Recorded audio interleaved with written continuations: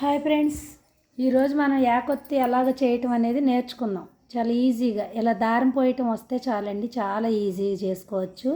కార్తీక మాసంలో ఏకాదశి అప్పుడు కానీ, విడిగా ఏకాదశి అప్పుడు కానీ మన ఇష్టం.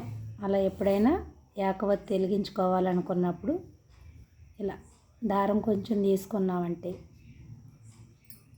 ఇలా దారం తీసుకున్నాక ఇట్లా ఒక పేపర్ ముక్క కానీ పెన్ను కానీ అలా మన ఇష్టం తీసుకొని దానికి 365 పోగులు పోసుకోవాలండి. ఇట్లాగా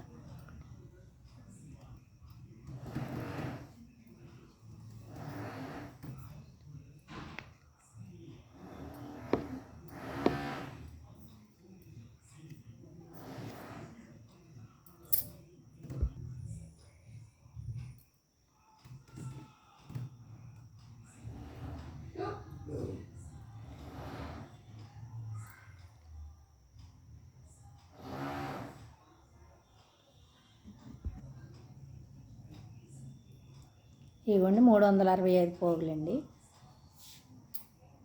రెడీ అయింది.